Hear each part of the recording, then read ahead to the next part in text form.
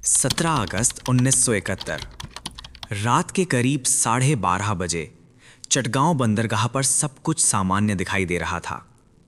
पाकिस्तानी सैनिक गश्त कर रहे थे। जहाज़ों पर हल्की हल्की रोशनी चल रही थी। समुद्र शांत था, मानो तूफान से पहले की खामोशी।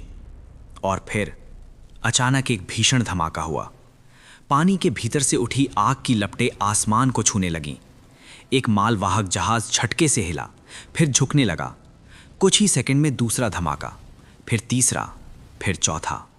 पूरे बंदरगाह में अफरा तफरी मच गई। सायरन बजने लगे, सैनिक इधर उधर दौड़ने लगे। लेकिन हमलावर कहाँ थे? किसने किया ये हमला?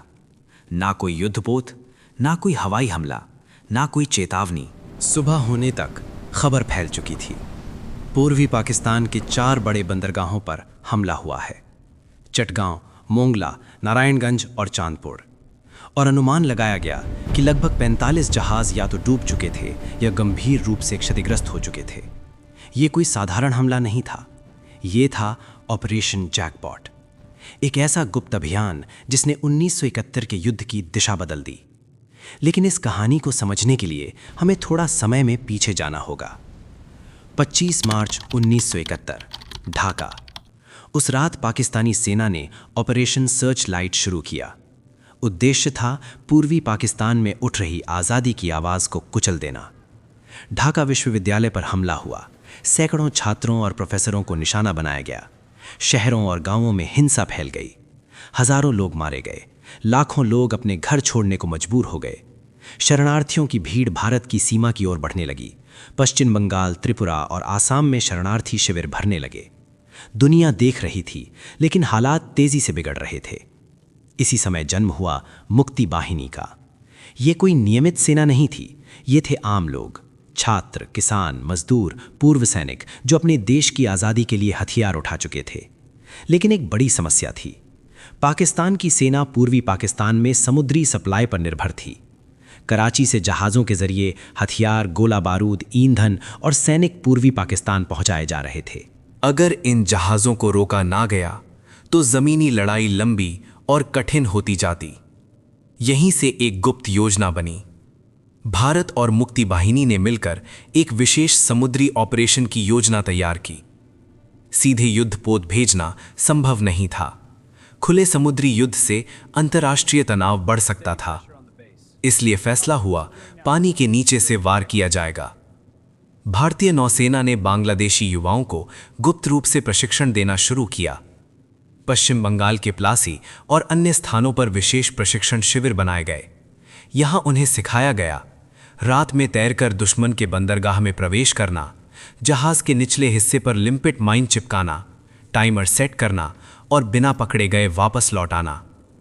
ये मिशन बेहद खतरनाक था।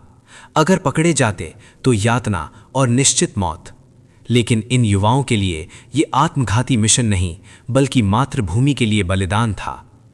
योजना के अनुसार 15 अगस्त 1971 की रात को हमला किया जाना था। भारत का स्वतंत्रता दिवस और बांग्लादेश की आज़ादी के संघर्ष का प्रतीक दिन। 4 टीमें तैयार हुईं। हर टीम को अलग बंदरगाह का लक्ष्य दिया गया। रात ढली, अंधेरा गहरा हुआ। कमांडो पानी में उतरे। धीरे धीरे, बिना आवाज़ किए वे जहाज़ों की ओर बढ़ने लगे। उनके शरीर पर सिर्फ ज़रूरी उपकरण थे। हाथ में विस्फोटक, दिल में आज़ादी का सपना। पानी ठंडा था, सांसें नियंत्रित करनी थी। ज़रा सी गलती मौत बन सकती थी। एक कमांडो जहाज़ के नीचे पहुंचा। उसने धातु की सतह को छुआ, लिम्पिट माइन को सावधानी से चिपकाया, टाइमर सेट किया और फिर वो अंधेरे में गुम हो गया। ऐसे ही एक एक करके कई जहाज़ों पर विस्फोटक लगाए गए। कुछ जहाज़ सैन्य आपूर्ति ले जा रहे थे, कुछ ईंधन, कुछ व्यापारिक माल। सभी लक्ष्य थे, क्योंकि हर जहाज़ पाकिस्तान की युद्ध मशीन को ताकत दे रहा था। कमांडो वापस लौट आए। कुछ घंटों बाद पहला धमाका, फिर दूसरा, फिर तीसरा। पूरे पूर्वी पाकिस्तान में समुद्री रास्तों पर आग लग चुकी थी। चटगांव में कई जहाज़ जलने लगे। मोंगला में लंगर डाले जहाज़ क्षतिग्रस्त हुए। नारायणगंज और चांदपुर में सप्लाई लाइन ठप हो गई। सुबह तक पाकिस्तानी सेना हैरान थी। हमला किसने किया, कैसे किया? कोई स्पष्ट जवाब नहीं था। लेकिन असर बहुत बड़ा था। समुद्री सप्लाई बुरी तरह बाधित हुई, विदेशी जहाज मालिक डर गए, बीमा कंपनियों ने उस क्षेत्र को जोखिमपूर्ण घोषित कर दिया। अब पूर्वी पाकिस्तान में तैनात पाकिस्तानी सेना धीरे धीरे अलग थलग होने लगी। ये था साइलेंट वॉर, एक ऐसी जंग जो पानी के नीचे लड़ी गई।